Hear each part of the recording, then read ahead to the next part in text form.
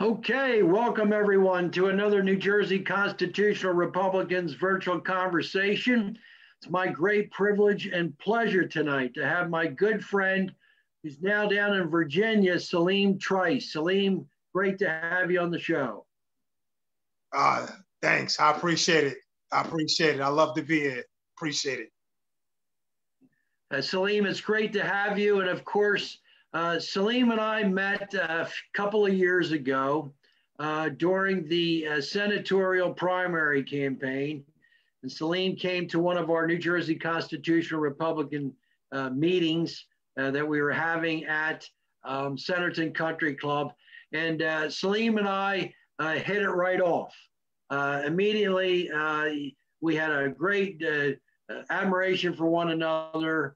And we talked and we had a great conversation, and we've remained in contact ever since. But let's start the show, Saleem, by telling the audience a little bit about you. Give us a brief bio and what you're doing now. Okay, so my name is Saleem Trice, born and raised in Jersey City, New Jersey. Graduated high school, college, political science, economics. Then after that, started a small research think tank by the name of Mind Mechanics, which pretty much deals with inner city issues pertaining to economics, poverty, crime, drugs, immigration, pretty much a whole plethora of things we kind of deal with. We look into those matters, we investigate them, we do analysis on them, and we pretty much share them with the public.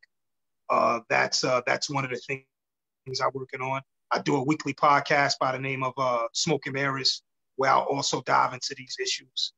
And that's pretty much what I do in terms of the production side. With respect to my history, my upbringing, as I said, high school, college graduate, come from a family of four. Mother worked for the Board of Education. Father was a military veteran, passed away. And that's pretty much it in a nutshell. I mean, I don't have a lot of accolades, but it's like I tell people, my history or my story can be summed up in two words: struggle and pain. And that's what I like to bring on every work or every piece that I write, on every podcast that I'm aired on, and on any podcast that I conduct myself. So that's pretty much my life story right there, in brief. Now, Saleem, tell the audience how they can follow you, what you're doing. Where can they find the podcast, the Smoke and Mirrors podcast? Where can they find that at? They can find Smoke and Mirrors podcast on Facebook. I'm currently on Facebook. I do it probably like every week. They can also email me. I usually put my email link on a podcast that I do, so they can click the link and they can see like upcoming events or upcoming shows, guests that I may have on a show. Although I haven't had many, they can still chime in that, and they can pretty much see what's coming down the pipe. Now, if our audience and our listeners are going to want to follow you on Facebook, and what you'll do is you will go through, I believe it's your lovely wife, right? Doesn't she ask you questions to start these discussions that you have? Is that the way it works? Yes. I'm sorry, I should have mentioned that. So, right. What my wife does is she currently evaluates issues that are current. She's more of a social media buff than I am. I'm when it comes to social media, I'm not as well versed as she is. So she'll look at some of the topics that are trending. She'll look at some of the issues that are, I would say, potentially contentious, and she'll select from those things. And what she'll do is after evaluating those issues, she'll see how she can form them into questions, and then we'll use that as pretty much the benchmark to ensue the podcast. And with that, we have found that we're able to cover a lot of ground and touch on a lot of issues in a short segment of the podcast. So the podcast will usually take up around 6 minutes, sometimes may eat up around 7 minutes, although I like to keep it shorter. But we come to find out that within that short period of time, if you frame the issues into questions, you're able to cover a lot. You're able to leave a lot of stones unturned when you frame it like that. So that's what we do. And what's remarkable about these short podcasts that you do is you talk about your wife's acumen for social media. Well, you have an acumen for speaking, and you do so powerfully and very articulately. And there's no notes in front of Saleem when he does this. This is all coming out of his. This is all coming out of his head, and it's truly remarkable. And I've learned so much, Saleem, from listening to you. And I'd like to copy your style and say, let's get busy and some of the stuff that you say, because it's great, but it's going to fall flat. It's going to fall flat because that's not me. But I want all of our listeners to understand that you want to follow Saleem and what he's talking about and the great common denominator that we share. There are many of them, actually. But the one great common denominator that we share is our desire for justice. And this is what motivates Saleem as an activist. And I'm not talking about a phony social justice that the Democrats have used to exploit voters and exploit in order to gain power and political expedience. I'm talking about real justice, which means right and wrong. And this is what's very important to Saleem, as well as me, in the Constitutional Republican movement. And this is really what motivates Saleem to get out there and provide the activism he is doing through his podcast and through his speaking. Is that accurate? Is that an accurate description? I couldn't say it better myself. That's 100% accurate. Well, that's a compliment. Absolutely. That's right. Now, that's 100% accurate. Especially when it comes to. I'm sorry. It's especially when it comes to the issues of social justice. I think those issues have to be, or for lack of better words, are imperative that they be discussed in a broader context than a context that is traditionally the function of those issues, such as social justice. You know, we see a lot that when it comes to justice, the best way to convolute justice, the best way to confuse it is that you divide it amongst layers. So you say social justice, you say environmental justice, you say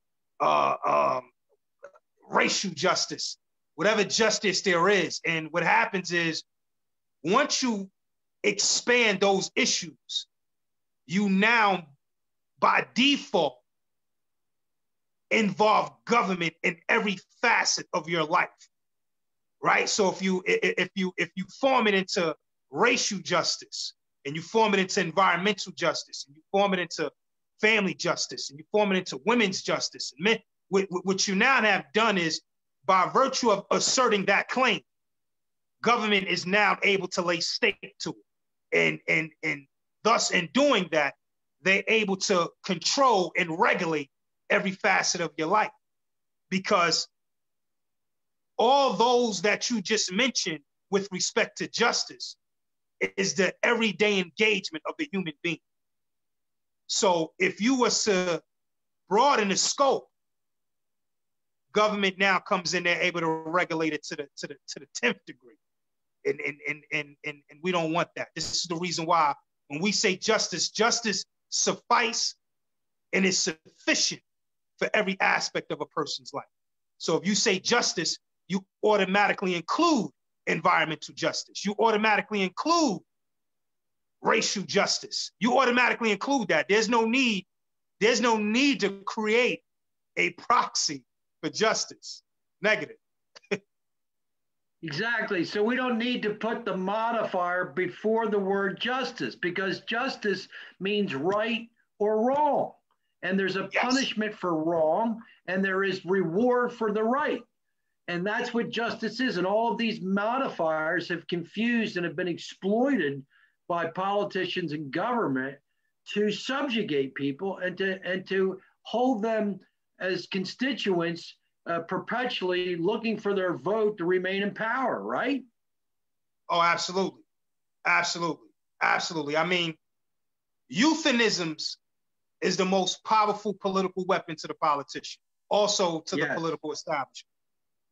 The way you can deploy euphemisms, the way you can structure them to fit within a political context is very instrumental into how you can socially engineer people to accomplish a political agenda. So euphemisms is the tool belt, is the political arsenal for politicians as well as the political establishment. This is the reason why you have to be very careful when you're dealing with language or those political verbiage, because it does something to the American psyche in relation to how they think about politics and how they engage in it, right? So this is Right. the reason why I'm very careful with words that I use and also with words that I examine when it comes from the political establishment. That's right. And the people will hear when you give these podcasts, it's not about political party, it's not about affiliation, it's about justice. It's about looking at human beings as what we really are, as all being equal, equal in our humanity. We're all human beings equal in our humanity. We're not equal in any other way. We're different in many other ways, but we still are all human beings. And that is essentially what is most important. And that's what was meant by the Declaration of Independence, saying the self-evident truth that all men are created equal. We're all equal in our humanity. And if we're all equal in our humanity, no one is born to rule over another man. And that is essentially, that's exactly what is meant by that. Of course, Saleem, what we've been talking about with the Constitutional Republican movement is stressing this idea of the self-evident truth that all men are created equal. And if all men are created equal, obviously they should be treated equally before the law. The law should be applicable the same to all human beings equally. And I think that message that you heard me talk about a couple of years ago resonated with you, didn't it? Absolutely, it resonated with me to this day. It is a principle that I stand on. I think the challenge with us relaying that is that of messaging, right? Because what we say is one thing, what people see is another. Right. Right. No question. If people see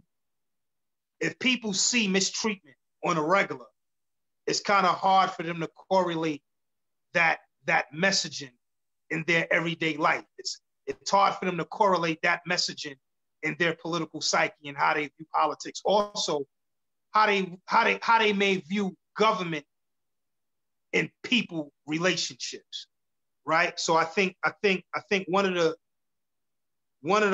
things that I pride myself on is trying to articulate that message so that it can become effective and so that it can resonate with people, because right. for so long they heard of that, but it's hard for them to internalize that. So I think one of the issues that we have to focus on is how do we properly structure the message of everybody's created equal and everybody should be treated fairly under the law, right? How do we structure that message? Do we look at the laws itself? Do we look at the propaganda as well, right? Because there's a propaganda element to all of that as well, right? There's media propaganda, which is facilitated by political propaganda, right? There's an element of propaganda that is couched within the understanding of how we move forward with respect to viewing all men are created equal. No question. And what is very important to what is not propaganda, but is what is history. And one of the reasons that I founded this organization was to restore the history of the Republican Party in stopping the expansion of slavery into the Northwest Territories, and then eventually eliminating slavery once and for all in the United States with the passage of the 13th Amendment, then giving citizenship and due process of law to all of the freed slaves, and then, of course, giving all the freed slaves the right to vote with the 15th Amendment, which were all Republican amendments. And a lot of people, Saleem, they're not even aware of this history. And a lot of it is at fault with the Republicans ourselves and not talking about this history and being proud of these great accomplishments. You know, there was an abolitionist movement in this country from the very beginning in Pennsylvania, in the Puritan movement in Massachusetts, the Quakers in William Penn in Pennsylvania. And of course, the abolitionist movement gained great steam in the 40s, 1840s and 50s. And it became an important part of the Republican Party. They believed that they took the higher moral ground. They took the literal words of the Declaration of Independence, and they said the self-evident truth that all men are created equal and no one is born to rule over another. Of course, the Democrats and the Confederates and the slave owners in the South, they didn't think that way. But we believed in the equality of all men, and we went to war to end slavery. We're actually the only nation in the history of the world that went to war to end slavery, and that's something else that needs to be remembered. But one of the things that is a great desire and a burden, if you will, on my heart is to let our Black American brothers and sisters know the real history, not what they've been taught fallaciously by propaganda in the public schools, but to know the real history of the Republican Party and what we did in creating equality and making sure that people were given the equal opportunity before the law and were forever free and ending slavery. Well, I think that's the biggest pet peeve with the Republican Party. I think one of the biggest pet peeves with the Republican Party, as I stated earlier, is one of messaging. I think we lack effective messaging, and what I mean by that is most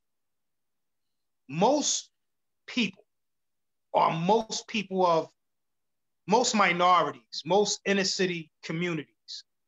Right. And I don't even like the word. I don't like and I don't even like the word minority. I don't like the word Black. Right. I don't like the word. I use them in their colloquial sense for the sake of argumentation and for the sake of understanding. But literally, I don't use it. You know, but when it comes to engaging in a political discussion, for the lack of argumentation, I'll use them. But what I mean by that is that the challenge is most people in the inner city communities, one, don't understand the difference between constitutional Republicans and a Republican Party. They automatically lump them the same, right? And once again, goes back to messaging, goes back with the lack of assertiveness on some of us to get that message forward, to get the message that there is a distinction between constitutional Republicans and modern Republicans that exist, modern Republicans that you see in the media, so on and so forth. That's one. Yes. The other thing is the lack of understanding and grasping the constitutional context of certain amendments. Because a lot of us still feel that when it comes to Lincoln freeing the slaves, or the Republican Party freeing the slaves and championing the narrative that all men are created equal, most of us still feel that although that was the case, those measures was executed out of political calculation, meaning that there was a political obtainment to executing those measures. They wasn't executed for the sole purpose that the belief that all men was created equal was the true belief that they was feeling at the time. Like they feel that didn't exist within their core. It was a political measure, politically calculated to either one, save the Union, or two, create a social alignment with political parties. It wasn't necessarily done out of the genuine belief that all men are created equal. This still operates the psyche of most inner city communities. And excellent observation. Once again, it reflects our failure, at least on some of us, to articulate that message effectively and to get them to understand that although that may have been the case, that there are certain situations that you can look at that will give you indication that that is not the case as of now, or that was not the case when Lincoln passed those amendments, whatever happened. I think that message has to get across, because what's happening is they're lumping it all in one basket. Yes, that's a great observation, Saleem, and that's the challenge that we have before us. What I would say too, in lieu of your remarks, is that there was indeed, though, a abolitionist movement that always wanted to end slavery. It's just that they were a quarter. They didn't make up the entire Republican Party, but they did make up a coalition, if you will, of the Republican Party that was very adamant towards abolition. Somebody like a John Brown, who many people would consider a hero and some people would consider insane, was an example. And of course, John Quincy Adams, all throughout his tenure as president, and especially as a representative in the House of Representatives, called for the right of petition to eliminate slavery many, many times, which is the fifth clause of the First Amendment of the Constitution. And he was demonized by the Southern plantation owners and the slave power. But he was a great abolitionist, and there were many great abolitionists, Charles Sumner, and of course, Thaddeus Stevens. These were all Republicans. And it's easy to go across the board. And you're right. This narrative has been bought that it was for political expediency that the Republicans wanted to free the slaves. And there was even question of Lincoln's desire to free the slaves. But in all fairness to Lincoln, we know that early on in the war, when the North was being beaten on the battlefield by the Confederates in 1861 and 1862, Lincoln really had some hard, serious moments with God. And he asked God about things that, of course, we don't know the exact words that he used, but he had a real change in mind when he realized that the Union, although they had all great advantages with numbers and material and food and provision and a Navy and all of the different advantages, yet the Confederates were winning. And he attributed that to the fact that he wasn't more convinced, he wasn't more adamant about freeing the slaves and giving equal protection and actually manifesting the ideal that the self-evident truth that all men are created equal. And after he did that, he understood that he needed to emancipate the slaves, which was a huge political move, as something that no president even ever thought for a moment of doing, but yet he did it. And of course, in January 1 of 1863, he came up with the Emancipation Proclamation, which was the boldest move any president ever took up at that time. And Saleem, the reason that he went that way was exactly what you're talking about, the narrative that it was done for political expedience, and it really wasn't done for moral high ground. It did become a moral issue with Lincoln. And so much so, Saleem, that the last speech that he gave, he said that we need to give the Black Union soldiers in Louisiana, we need to give Black Americans the right to vote. John Wilkes Booth heard that, was incensed. Of course, he was a true white supremacist, a true bigot, a true discriminator. And he said, and he was resolved at that point to shoot and kill Abraham Lincoln, which he did just a few days later. So Abraham Lincoln, and this is what the people who believe in that political narrative must understand. Abraham Lincoln died, was murdered, believing that the blacks needed to be freed, they needed to be given due process, and they needed to be given the right to vote. And ultimately, Frederick Douglass and many others at the time understood that and knew that, you know, Lincoln did the right thing in the end, and time should evaluate him on that and what he did and dying for what he believed in. Right, absolutely, absolutely. But now, when you go into progression, as time progresses, right, then you have the Reconstruction Amendments, right? You have the Reconstruction era, and which is by and large a complete failure, right? It did a lot of those amendments was not executed, they was not implemented, and once again, it reinforced the notion that, well, this was a political calculation. This had nothing to do with morality, right? Because on one end, okay, he passed it, but after his passing, and now we go into Reconstruction, we have this situation where we still don't have access, right? There's no accessibility that we have in relation to things that would restore the human dignity of a person. And right, it once again, it reinforced this notion that these are measures that are used out of a political calculation. It's political maneuvering, and it has nothing to do with the morality of laws, the morality of all men are created equal. So you know, it's a how do we address that challenge now? How do we address that issue? Because it exists within people. Yes, no question.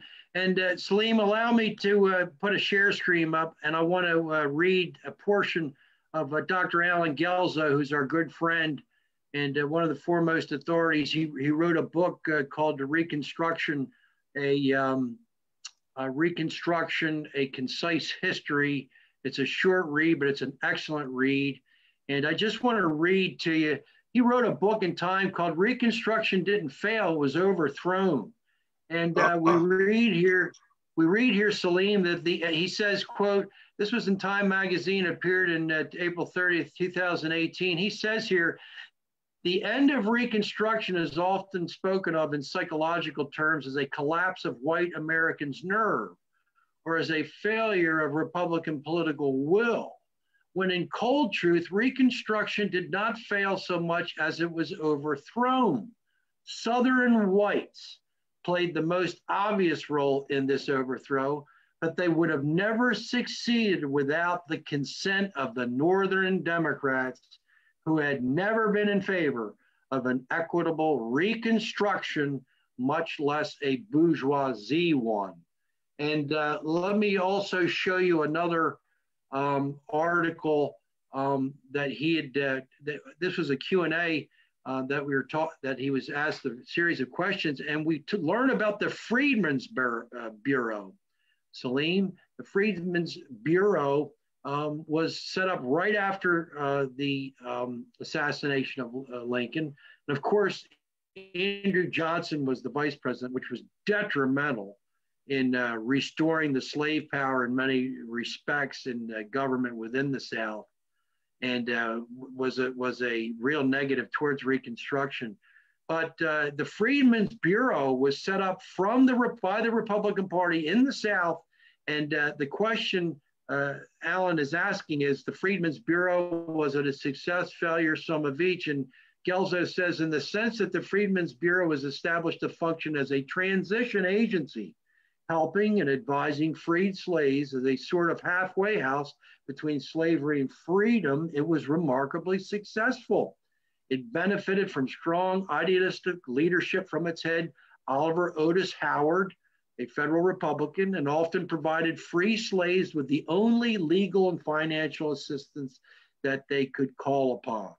The difficulty for the Bureau, however, was that it was never adequately funded and quickly became a political football that Andrew Johnson loved to kick, and it represented an intrusion of federal authority into the states of a nature that had never existed before.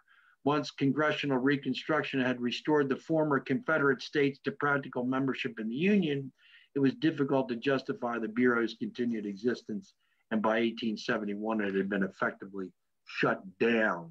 So there's a couple interesting segments there, Saleem, that we read that in many ways Reconstruction was hijacked by the conglomeration of the Northern Democrats and the Southern Democrats who never wanted our Black freed brothers and sisters to be given middle-class status, the ability to work freely, to move, mobility, to work wherever they will, and to be given education and get educated for good jobs. The Democrats in the North and the South were against that. They wanted to control them.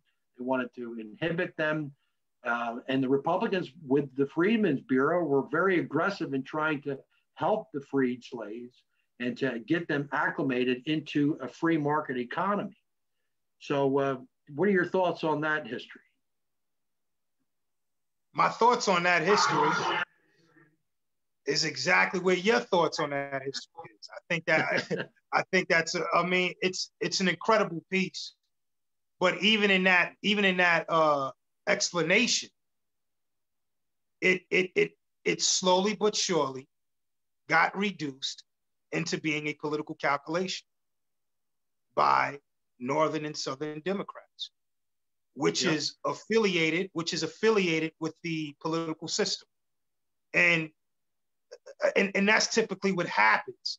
People don't look at a politician and say, oh, it's that politician's fault. They equate the politician with the political system, right? If it was so easy as looking at the politician and stopping it with that person, then we'll be talking about a different story. But what traditionally happens is that the failure of a person becomes the failure of the party, right? And like, for an example, Trump to some degree, right? The supposed failure of Trump is not just equated with Trump himself, it's equated with the actual party, right? And that's where we got to come in and establish the distinction, once again, between constitutional Republicans and modern Republicans that exist, and modern Republicans that are largely co-opted and fleeced by the political establishment. I mean, there's literally no doubt about that. But true. In terms of the piece, I'm with the piece. I feel that is very effective and very, very powerful. The problem is always, how do you transcend that into the everyday life of the person? And I think it first starts with people being educated on civics. It first starts with people being educated on constitutional history. And family as well. I think family plays an instrumental part into how we build communities. But people have to get educated on that. The failure of people to get educated on that is going to continuously be them being politically manipulated by the establishment, regardless of which side it is, Republican or Democrat.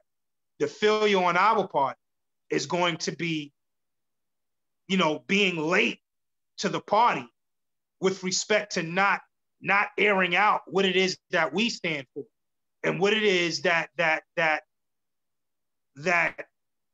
reflects true, authentic Republican principles. Exactly. Well said, Saleem.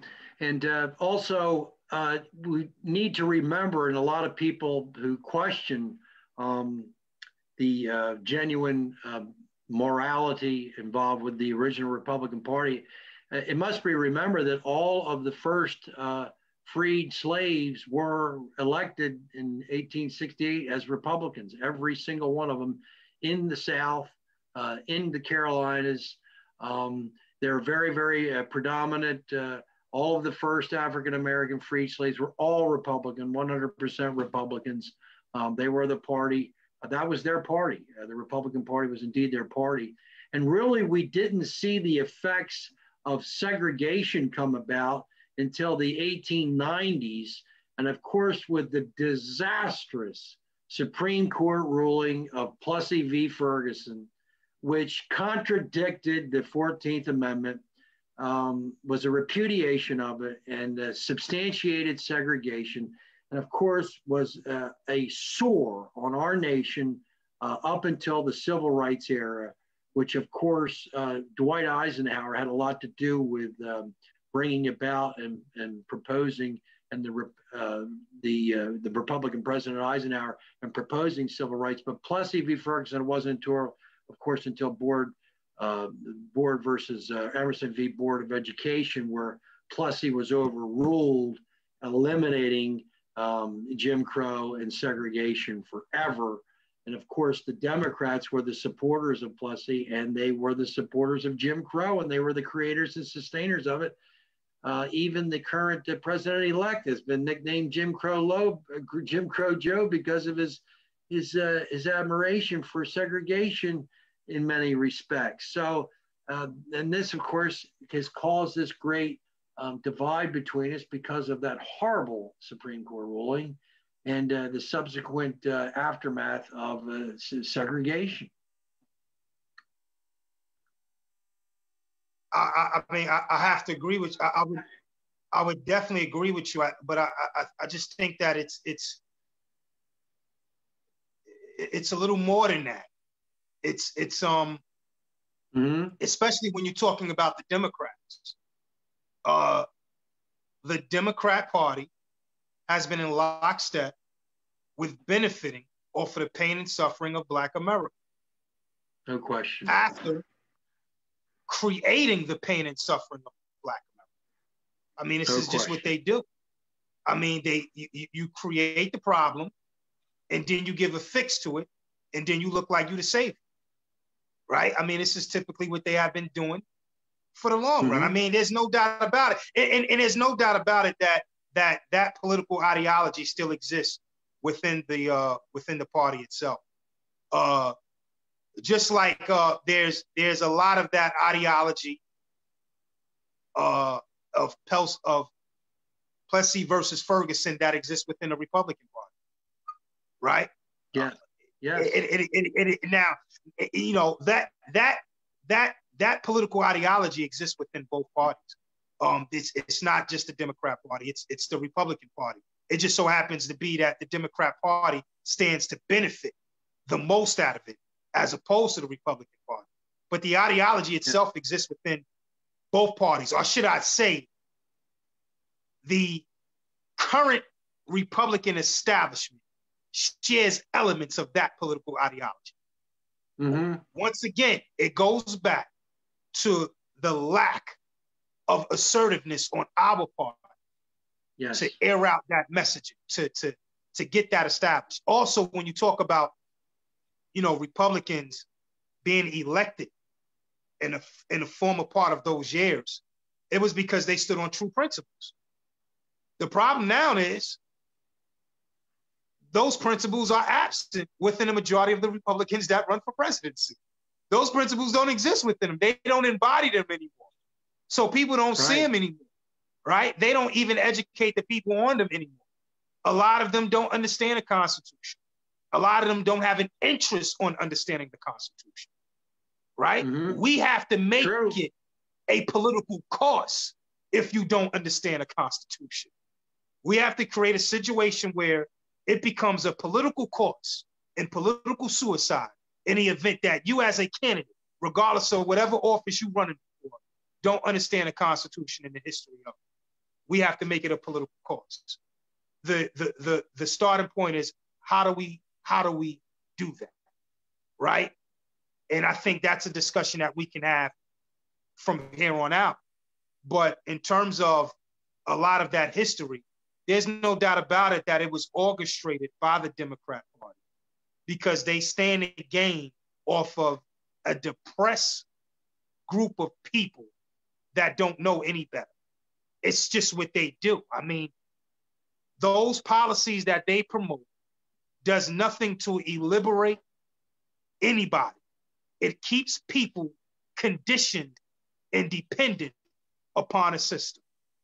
And normally, nobody's going to bite the hand that feeds them. If you feel or if you see that the Democrat Party continuously gives you and gives you and gives you and gives you, it will be political suicide for you to then come and bite the hand that feeds you. So the message now becomes, how do we get you to be politically and economically independent so that you can evaluate policies based on their own merit as opposed to based off of political expediency or political and economic benefit or handout? Everything you're mentioning is correct, but everything you're mentioning poses a challenge for constitutional Republicans in terms of how they bring these issues to the circuit, because these are the issues that need to be argued about. Race relations have been reduced to nothing more than race hustling and race baiting in American politics. And it's going to continue to be like that until someone brings the true authenticity of these particular issues to the circuit. No doubt. And what differentiates the constitutional Republican, and this is what you've been talking about, from the establishment, where regular Republicans, the establishment Republicans have not been determined to go into the inner cities, have not determined to go into the urban areas and into the Black communities and to bring the message, to bring the principles that the constitutional Republicans, that we are determined to do. This is why we're talking to people like Jared Branch and David Cipher and many others in the David Winkler, who's going to be running for state Senate up in North Jersey. So there are many conservative Black men, Saleem, who we want to empower and to give them the strength to let them know. And I want to get your input on this. It would seem as though there are conservatives and there are genuine principled Republicans who live in the urban communities and who are in the cities, who just need to know that they have somebody with them, that somebody's got their back, that somebody's going to come in there and talk to the people and go to the communities and get involved with community organizing and give people what they need and provide for their immediate needs, and to show that they care, not just show up for a photo op, for a vote, for an election coming up, but actually get involved with the community, become known by the members of the community. And don't you think that there are conservatives and principled, we'll call them constitutional Republicans, that are in the urban areas, but they just need support. They need us to help and to know that we have their back.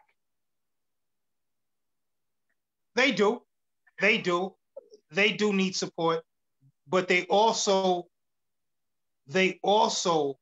have to be willing and comfortable to talk about uncomfortable issues with people in inner city communities.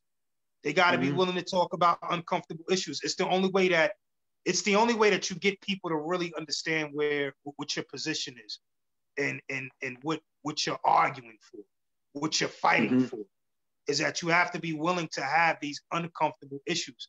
You have to be willing to feel uncomfortable at times. It takes that. It's going to take that, right? But at the end of the day, you have to understand that the purpose is greater than yourself, right? And I think what happens is, as long as people see consistency, as long as people see a consistent hunger to better their condition, also to invoke a political IQ that has never been tapped into before, right? As long as they continuously see that, you would always have access to them. They become a potential voting booth for your election, for your position in office, whatever have you, right? So I think that's where it starts at. I mean, we're here. There's a lot of inner city people that are Republicans, right? But they're afraid to come out the closet. I'm just not. It just really doesn't matter to me. It never did. It never will. But there's a lot of people that have a backbone and that's willing to come out and talk about constitutional Republican principles and what it's about, what it stands for, how it should be injected into the political establishment, how we evaluate candidates based off of constitutional analysis, how we evaluate candidates based off of how much they are committed to holding up and maintaining certain principles and certain political philosophies and ideologies and things like that. That's what you evaluate them on. You don't evaluate them on whether or not they're going to give you a handout. That has nothing to do with politics. Politics does not operate from the position of, are you going to give me a handout? It operates from the position of strength in terms of how we're going to negotiate certain measures and make them reflect what I stand for and what I value as a person, right? Or as a member of a particular community. That's where it starts at. I mean, that's just the starting point. But there's a lot of inner city Republicans that are Black, and unfortunately, you know, they lack the testicular fortitude to come out and say what they about. I'm a straight shooter. There's really no sugarcoating about it. And I mean, that's just what it is.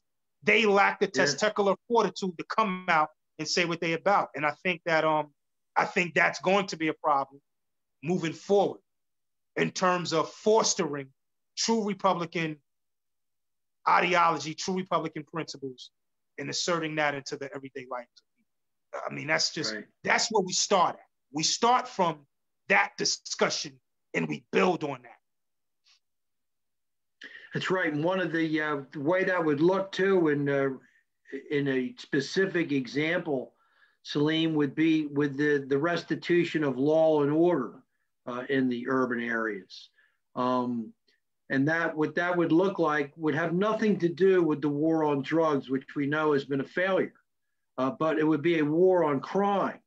And the idea would be to provide a safe environment in the urban areas from which people won't have to worry about drive-by shootings, won't have to worry about getting accosted going to work or going out to recreate with their family, but that we would actually create a law system that people respect law, and that we would put the force back into law that if you do take the life of another person, then you're going to be forfeiting your own. And just getting back to simple law and order principles that put the fear of God back in the criminal. I think that the Democrats have pushed this narrative of treating the criminal as a victim.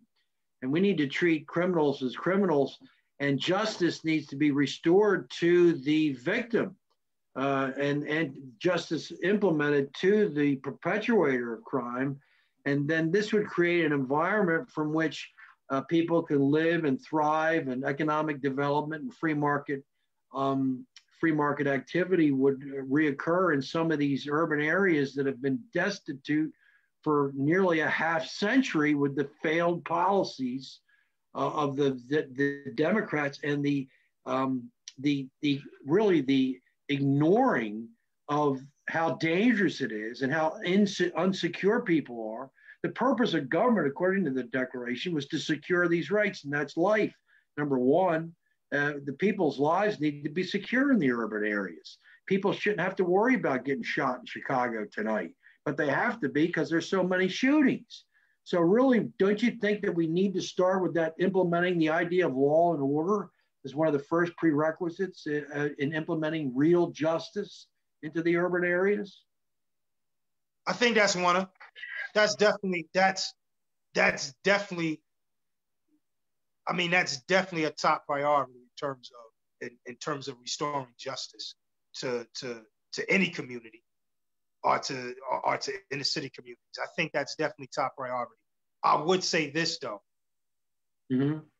with respect to restoring law and order or justice. Crime, to a large extent, does not exist in isolation of its circumstance. Meaning that it's hard to obtain law and order when you have poverty. It's hard to obtain law and order when you have a failure of policies. It's hard to obtain law and order when you have a destruction in a family structure, which is largely contributed to the failure of public policy, right? It's hard to obtain law and order when you have that. So law and order is top priority, but it's the outcome of everything else. Meaning that you have to do one in order to get the other. You can't just do one in isolation of everything else. In other words, you have to use a multifaceted approach into tackling the issue of crime in hopes of restoring law and order. Because as long as you have poverty, as long as you have this continuation of people feeling like they can't achieve or they can't accomplish anything or whatever, as long as you have that continuation, you're always going to have you're always going to have a propensity of people to engage in crime, and that's the reality. So I think that although what you are saying is correct, and I do agree with you, that is definitely top priority to restoring law and order. But I just think that we have to understand that in order for us to get that, we have to tackle these other issues, because if we don't rectify those things, it will be hard for us to obtain law and order. And a part of us tackling those other things is pointing out the failure in the policies that helped create those circumstances. Pointing out the failure of the welfare system that helped create those circumstances, right? Pointing out the failure in mass incarceration that helped create those circumstances. We have to be diligent in pointing those things out, because those things lends context to what we are seeing right now. And just let me say, excellent, Saleem. I mean, you really, you hit the crux of the situation there. And when I was talking about law and order is very much a reactionary strategy against what we need to nip in the bud from the very beginning, which would be with creating an environment for mom and dad and for two-parent homes and for children in the urban areas to grow up with the benefit of a mother and a father, and not having social programs that encourage single-parent homes, but that would rather encourage mom and dad being together, helping them to become middle class and bourgeoisie, helping them to become middle class contributors within the urban areas. So you clarified, you made the greater point, no question. And the other thing that I meant by law and order is, many of the people who have lost shops and stores as a result of these demonstrations this year were Black entrepreneurs. And they had their lives, and they've had all of their investment, and the law enforcement officials or the law enforcement people are many instances told to stand down and let it happen. And this is that is government failing at its most simplest task, which is to protect the person and their property. And it's horrible to see the devastation incurred by Black entrepreneurs in the cities when we have this lawlessness that should be extinguished. And that's what I mean, that the law should be potent enough to deter the people from doing that. But you make the greater point in the fact that it has to come from the upbringing and the environment from which the individual comes from. And that is benefited by the father and by the mother's influence of two-parent family. And they discipline their child at an early age not to destroy or not to be unmannerly or not to disrespect their fellow human being. And this is really the crux of the situation in the urban areas, that we need to empower and we need to strengthen mom and dad. We need to encourage the traditional family unit, right? Absolutely. And I will argue that one of the first steps to strengthen mom and dad are community itself, right? Because you know, you have community, like when I was coming up,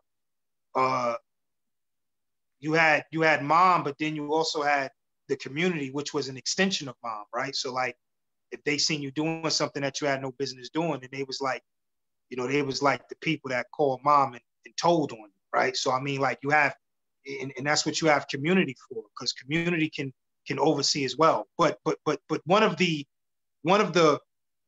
ways that you put mom and dad in the forefront, one of the first, the first initiatives that you can tackle is giving them more power to determine a child's education, giving them more power to be included in their child's education, right? I mean, because right now the way and education is important because it conditions the psychology of the person, right? Yes. What you are taught is how you view things. It's how you are conditioned as you progress in society. And what happens now is, being that you take mom and dad out of the educational process and you put the schools in charge of, I mean, they're in charge of everything now. I mean, from sex education to socialization to everything they're in charge of. And then they give this bastardized version of, education as if it truly relates to the true liberation of a person, because education is supposed to do just that. It's supposed to liberate you from the shackles of ignorance and things like that. But this is nothing more than indoctrination. I mean, so I think one of the first initiatives that you do in tackling that problem is that you definitely have to give mom and dad, or the community itself, more say-so in their child's education. In other words, they have to have input in how a curriculum is being determined and being taught in their child's institution. Yes. Absolutely. I mean, I think that right there is one of the first things that you can attack, because education goes to the conditioning of the person in society. Absolutely. Great point, Saleem. And what has to be understood is that the parents are indeed the first educators, right? From day one, they're nurturing their child. The parents have the greater interest in the child than a state or public education system would, because God has given that child to those parents. They ultimately have the greatest interest in the success of the child, in the nurturing of the child, and the education of the child. And you're absolutely right that the parents need to be considered the first and predominant educators, and they need to be influencing what curriculum is taught, and they need to be, the idea of educating never ends for mom and dad, regardless of the age of the child, even going into adolescence, teenage years, and also into adulthood. So that's a great point. Let me ask you one question as we wrap up this conversation, Saleem. We want to have many more conversations in 2021. One of the things that we have talked about is conglomerating and joining forces in what we are calling the 1865 Project. And what we want to do, and Saleem wants to be part of this with me. And together we want to take this message that we've been talking about tonight to these principles, these Republican Party, initial constitutional Republican Party principles, but really the principles of justice, apart from the political identification with party, but the idea of justice, real justice without the modifier in front, for our people in the urban communities. And this is a priority to Saleem and I, and we're going to be working together to formulate this. And I think, Saleem, that with the division and a lot that's occurred as a result of the pandemic this year, that what we're going to do with this project, 1865 project, is going to be remarkably successful, because there's a vacuum there that needs to be filled. And I think that we can do it by restoring and talking about justice, real justice. Oh, absolutely. Absolutely. Absolutely. Giving people an understanding of the context of the Constitution, right? And Yes. and trying to foster that in their everyday life in terms of showing a picture or showing the correlation of how those things impact them to this day. Another thing is, getting people educated on civics, right? Which is something that is out of the education system. It doesn't exist no more, right? In an education system, right? Yeah, people need to know that. Giving people a concept and an understanding of civics so that they can know how to evaluate their candidates, right? Giving people an understanding of the role of government, which is very important, so that they can know when, in fact, a government is overreaching in terms of violating their rights, which can speak to COVID at this moment, right? Giving people an understanding of all of that and showing how it impacts them in terms of their everyday life is definitely one of the objectives of the 1865 project. I'm excited about it.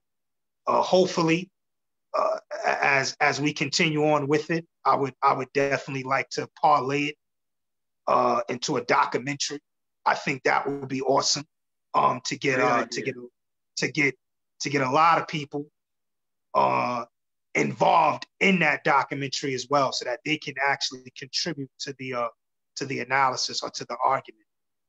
In terms of enriching the discussion. I think that'd be tremendous. I hope in the long run we're able to parlay that into a documentary, because I think that'd be very useful.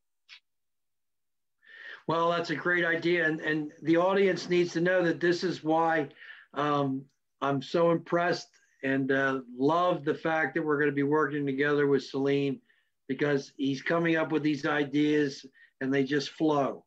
It's not. He doesn't have. It's not written down. It's all in his extraordinary mind, and he teaches me a lot. And I hope I can show him a couple of things. But it's great to know that we're going to be working together. And Saleem, 2021 is going to be a busy year, because we're going to get this 1865 project off and running. And I also want you to be part of our civics courses 101. I want you to do some teaching within the civics courses that we're going to be given throughout the year. Of course, you're an aspiring law student now, so that's going to be great. We're going to be sharing books, and we're going to be talking about law quite a bit. But Saleem, I want to say absolutely. Absolutely. I'm definitely in it. I'm definitely involved. Absolutely. But I do want the audience to know that a lot of my tutelage came from you yourself. So I don't want to. I would be remiss if I didn't mention that. So I want to mention that. A lot of in terms of what got me motivated what got me motivated on this quest, and what really got me digging in terms of the political discussion was definitely people such as yourself. Well, I tell people all day long, man, if you want to know the Constitution, you ain't got to look in no book. All you got to do is tune in to New Jersey Constitutional Republicans, and that right there should suffice. Well, that's a great. I couldn't ask for a better plug, and neither could the New Jersey Constitutional Republicans ask for a better endorsement, especially coming from you, Saleem, because You have such a great grasp of the issues and the political science involved, and we're really encouraged and enthusiastic. We're thrilled to death to be working with you and with this project. It's going to be great, and hopefully it's going to be a force for good, and it's going to be a force for you're all about, what I'm all about, and that's what brings us together. But Saleem, I want to thank you so much for joining me tonight, and we're going to talk soon and have you back, okay? Absolutely. I appreciate it, JR. Definitely, man.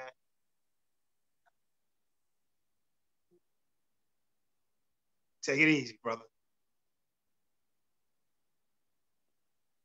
Well, make sure all of our listeners and the audience out there, make sure you're going to share this video, share it, like it, send it to your friends, invite friends to watch it. Saleem is a great man and he's a great speaker, but he's very powerful, as you've been able to tell with this conversation. And you're going to want to send Saleem a friend request to get involved, so you're watching his podcast. You'll be glad that you do, because the information that he puts on there is going to be very, very gratifying. And I certainly encourage everybody to listen to Saleem and everything he's doing. And of course, he'll be working with us. So thank you, Saleem. Happy New Year to you and your family. Tell your lovely wife I said hello, and thank her for the hard work she does with your podcast. And it's a great. And there's is that your son or daughter? My daughter. You can't quite. Oh, that's great to see. Happy New Year. Happy New Year to you too, JR. Malia. What? Malia. Happy New Year, Malia. Happy New Year. That's Take it great. easy, JR. Thank you so much, Saleem. God bless, and we'll talk soon, brother. God bless you too. Take it easy, brother. And remember what Lincoln said: liberty for all. Thank you very much. Bye. Bye-bye.